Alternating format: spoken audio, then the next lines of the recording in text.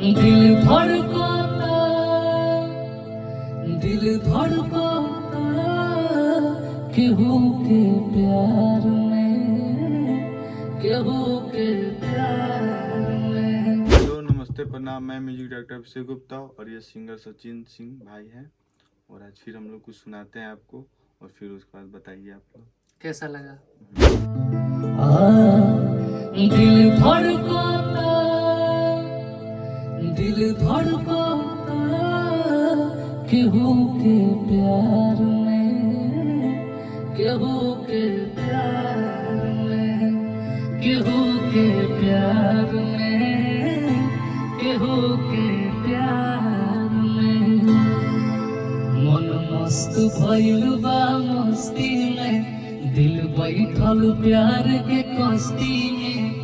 मस्त भइल बा मस्ती में, दिल बैठल प्यार के कश्ती में। रहेला अखिया हर पल इंतजार में। दिल धड़कता, दिल धड़कता केहू के प्यार में, केहू के प्यार में, केहू के प्यार में, केहू के प्यार में। दुनिया देखी हमनी के यारी, प्रीत प्रेम दिलदारी। नेहिया सुनेहिया के रंग में डूबल बाटे उमरिया सारी। दुनिया सीखी हमनी से यारी, प्रीत प्रेम दिलदारी। नेहिया सुनेहिया के रंग में डूबल बाटे उमरिया सारी। दिल यार के प्यार में धड़केला, नहीं नैन मिले तो तड़पेला। दिल यार के प्यार में धड़केला, नहीं नैन मिले तो तड़पेला।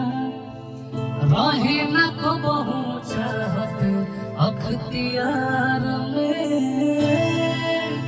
दिल धड़कता, दिल धड़कता केहू के प्यार में, केहू के प्यार में, केहू के प्यार में, केहू के प्यार में। तो वीडियो कैसा लगा आप लोग देखिए और प्यार आशीर्वाद दीजिए और कमेंट में बताइए, फिर हम लोग आगे उसी हिसाब और से अभिषेक गुप्ता ब्लॉग और अभिषेक गुप्ता ऑफिशियल को यूट्यूब चैनल ना, Abhishek Gupta official YouTube channel को सब्सक्राइब कीजिए और अभिषेक गुप्ता ब्लॉग को खूब लाइक माने आशीर्वाद प्यार दुलार से भर दीजिए। सचिन सिंह ऑफिशियल को भी subscribe love you sir, love you.